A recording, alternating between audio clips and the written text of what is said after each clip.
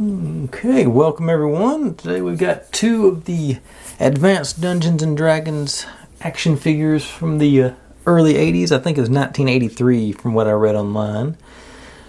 I've lost a wing on his thing, but otherwise I think this is complete. He got his belt, shield, axe, sword, and helmet minus one wing. The belt, I don't know if belt's a good word for it, but that actually has a built-in, I guess it's technically a scabbard to hold the sword. And he, of course, this is the Northlord Great Barbarian, is what he is, the rapper said. And sort of, put a shield on upside down. But he was these back in the day, the action figures did not come with this many accessories like this. It doesn't seem, between the helmet and of course the helmet's a little bit comically ridiculous. I don't think a barbarian would wear a helmet. But to have a sword, an axe, a shield, all this stuff. I guess the Masters of the Universe probably had that stuff too, but this seemed much more realistic. And this guy, he came with a spear and a sword, and he had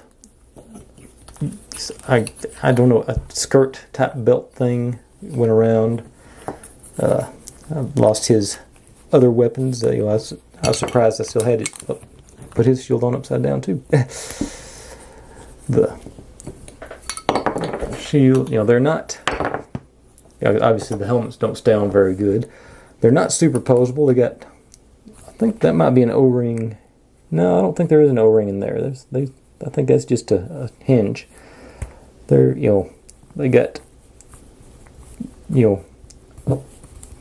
there's no elbows, no knees, just hips and shoulders. Same on both. Yeah, same on both of them. They do have that action and it spins, so it's not as bad. Not like a Star Wars figure or anything, but it's very limited. And got the He-Man style garment down there, the fuzzy breeches. But I'll try and give you a good look at all his. Like there were a lot of details on this one. It's highly.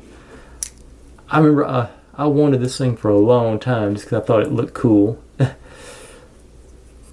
And the one there was a knight in shining armor that eventually came out, and I never got that one. I always wanted it, but it just sort of, because I really thought it looked cool. I don't remember. I don't think they even ever gave him true names. It was just, look at his shield. And I think it's just, this barbarian, young titan. There's no, it was all up to you to come up with what you wanted them to be. I guess sort of like real Dungeons and Dragons, you were creating your own narrative. But, that was, look at I thought the helmets, what do you call it, were cool. Because, let's say that wasn't something that happened, that they just didn't have back then. The G.I. Joe had its helmets, but as far as fantasy helmets with real, all these intricate, look at the helmet hammer.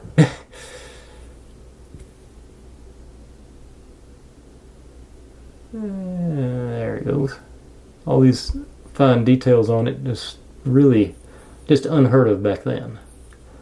Even though they don't fit or stay on. Shield, screaming eagle on it.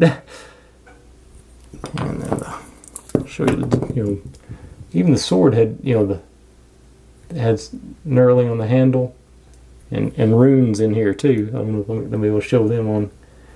I don't know if I'll focus on that or get that.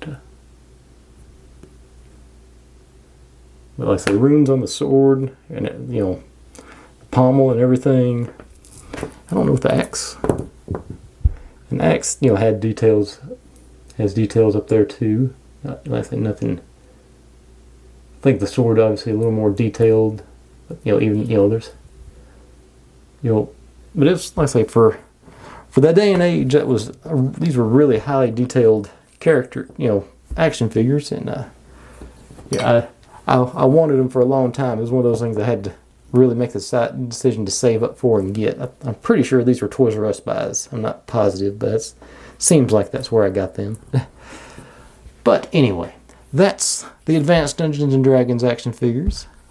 If you're digging what I'm doing, make sure and subscribe, because there's plenty more where this came from. Y'all have a good one.